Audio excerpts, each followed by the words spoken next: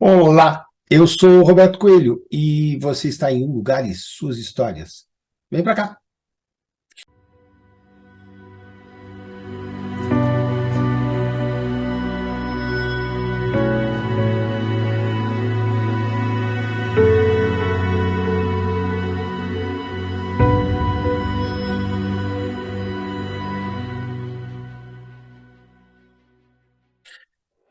Eu tenho falado aqui nas últimas semanas sobre Santa Catarina, mas hoje, em especial, eu quero abrir aqui para falar de um local no Pará que a gente tem visto aí na televisão nos últimos dias as guerras no Oriente Médio e uma série de fatores mundiais e não estamos atentando para um problema que está acontecendo aqui no Brasil.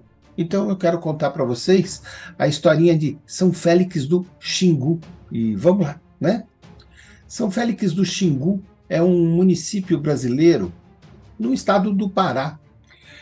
Fica ali a alguma coisa de 1.000 quilômetros da capital do estado e possui então ali 84 mil quilômetros quadrados.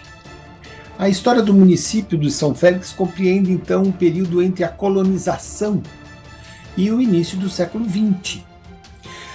A colonização do território de São Félix era habitada então pelos povos indígenas, dentre os quais então os caiapós, os paracanãs. E segundo o Museu Goeldi, a presença de diversos outros grupos tradicionais nessas terras data de 9.500 anos.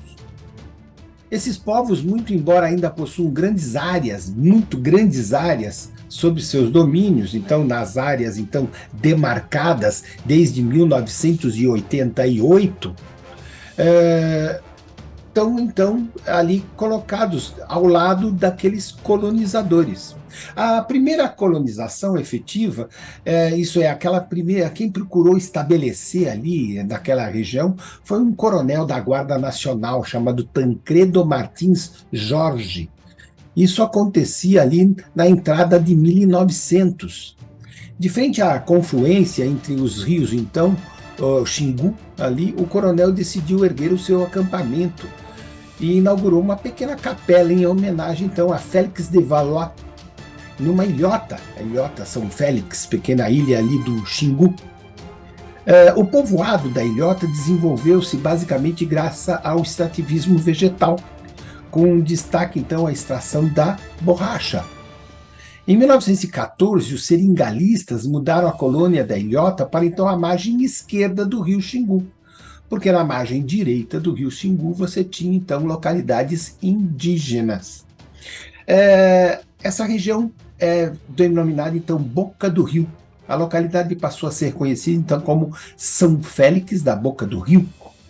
As atividades relacionadas, então, à borracha tiveram uma forte queda com a crise que atingiu o setor durante a década de 1910, deixando assim a vila em sérias dificuldades econômicas.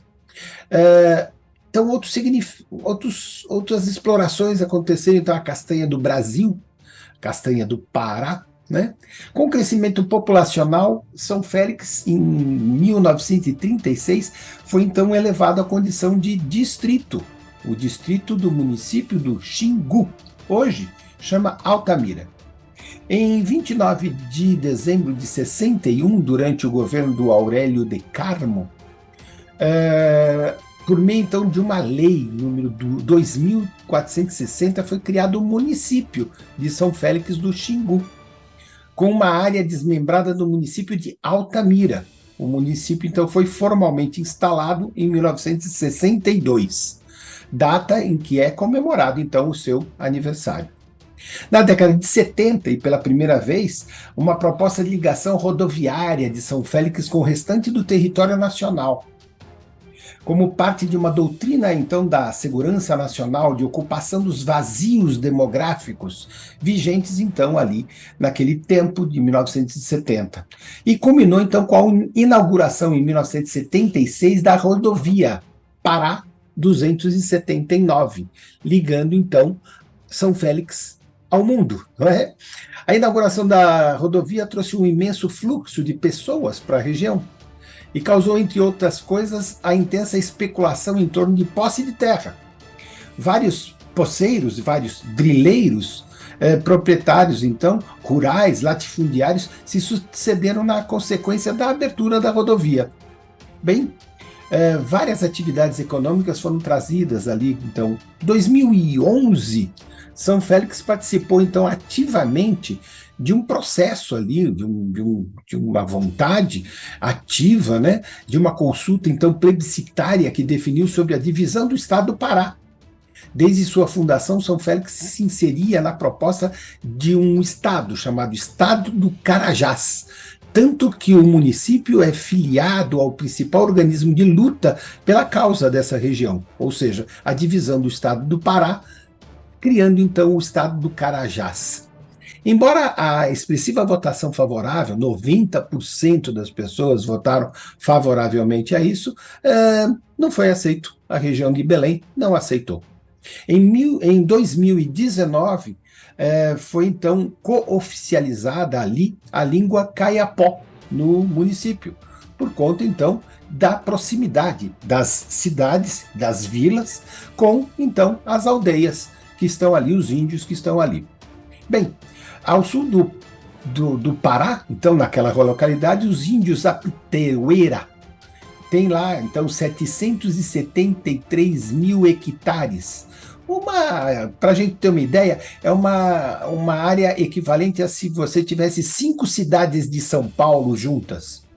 E cerca de 700 indígenas vivem ali nessa porção ali, habitando aquele território, não é? O ponto mais sensível, então, o ponto de fronteira, que é chamado de base 2 da FUNAI, é a Vila Renascer, uma comunidade que tem 210 casas, comércio intenso, 2 postos de gasolina, e está localizada próxima do território demarcado ali, então, do povo Paracanã. Essa vila está ali desde 1995, então há 28 anos que isso convive muito bem. Pois é, o governo federal resolveu que a demarcação de terra é maior e que a vila tem que ser derrubada e entregue totalmente aos índios. E isso tem feito com que 210 famílias que têm filhos na escola, a escola já foi desmanchada, o posto de gasolina vai ser derrubado, as casas vão ser derrubadas, e isso volta, então, a ser nesses 776 mil hectares e mais a vila, pertencentes, então, a esses 700 indígenas. É isso, gente. Um lugar e suas histórias. Vamos atentar para a história do Brasil. Até a próxima.